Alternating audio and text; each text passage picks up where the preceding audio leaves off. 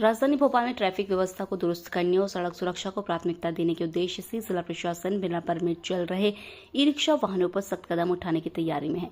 सड़क सुरक्षा समिति ने हाल ही में प्रस्ताव दिया था कि शहर में अव्यवस्थित रूप से चल रहे ई रिक्शा वाहनों के कारण यातायात व्यवस्था बाधित हो रही है और कई बार जाम की स्थिति भी उत्पन्न हो रही है। इसमें मामले में जब अधिकारी से पूछा गया तो उन्होंने कार्रवाई का आश्वासन दिया, लेकिन कहा कठोर कार्रवाई के चलते भोपाल में ई रिक्शा चालकों की रोजी रोटी पर संकट खड़ा हो सकता है। अनेक चालक वर्षों से इसी काम पर निर्भर हैं और उनके पास परमिट नहीं है। हालांकि प्रशासन का कहना है कि शहर में ई रिक्शा संचालन को नियमबद्ध और सुरक्षित बनाने के लिए यह कदम जरूरी है।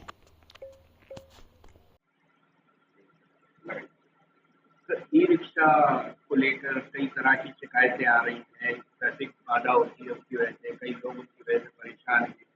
उसको लेकर सड़क सुरक्षा समिति में भी एक कुछ आया था, उसको लेकर क्या कुछ अपडेट?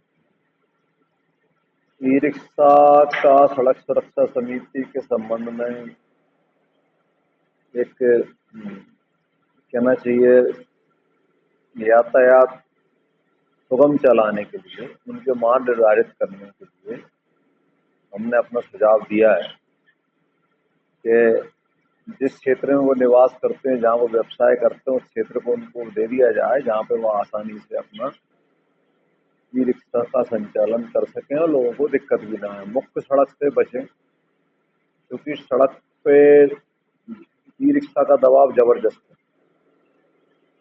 और उनकी स्पीड भी उतनी दे देती जो अन्य वाहन की रहती है, जिससे जो साथ में वाहन निकलते हैं सड़क पर उनकी गति रुक जाती है।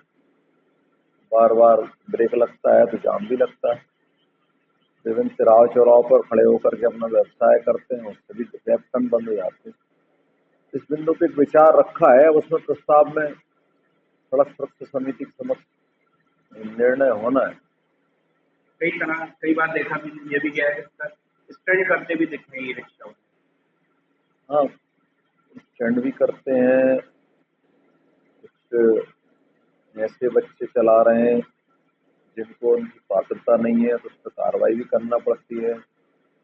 रोजगार उनका मूल सब्जेक्ट है, तो रोजगार भी बनाए रखना जरूरी है हमको।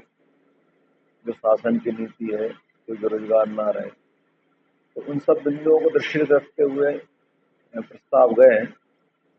उनका रोजगार भी खत्म ना हो और सिस्टम भी ना टूटे।